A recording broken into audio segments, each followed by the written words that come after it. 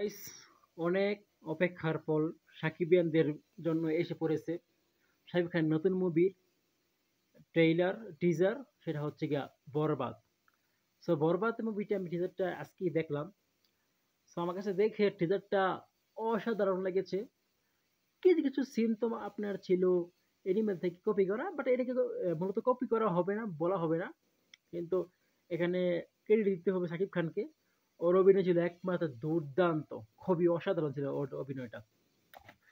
আর সেখানে লাস্টের দিক দিয়া ছবি যেখানে ছবি লাস্টের দিকে যখন আসলো যিশু সেনগুপ্ত, সেটা তো ছিল আরো অসাধারণ। যিশু সেনগুপ্ত সাকিব খান দুই পার্টনার, ছবিটা পুরো জোশ হয়ে যাবে, পুরো মাখো মাখো ক্ষীর হয়ে যাবে। তো এটা তো আমরা আমাদের দেখাই দেখি এখানে। এখানে যে মুভিটা দেখে বুঝলাম সেটা হচ্ছে গিয়া এই মুভিতে যেই আহ, দেখানো হচ্ছে সেখানে হচ্ছে গিয়া সাকিব খানের যে মা থাকে, মা ওকে দেখতে পারে না, সে খুবই নেগেটিভ ক্যারেক্টার হয়। তো বাবা একটু সাপোর্ট করে, বাবাটা হয়তো বা রাজনীতিবিদ হতে পারে, এই জন্য একটু পাওয়ারফুল। সাকিব একটু বড় লোক, এখানে মুভিতে একটু বড় লোক মনে হইতেছে।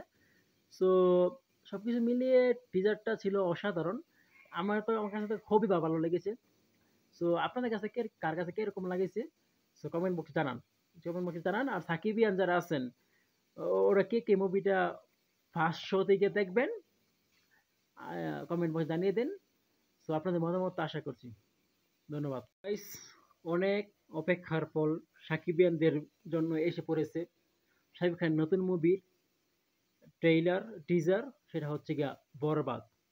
সো বরবাদ মুভিটা আমি টিজারটা আজকেই দেখলাম।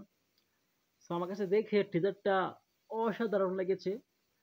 কিছু কিছু সিন তো আপনার ছিল এনিমেল থেকে কপি করা, বাট এটাকে মূলত কপি করা হবে না, বলা হবে না। কিন্তু এখানে ক্রেডিট দিতে হবে শাকিব খানকে। ওর অভিনয় ছিল একমাত্র দুর্দান্ত, খুবই অসাধারণ ছিল ওর অভিনয়টা।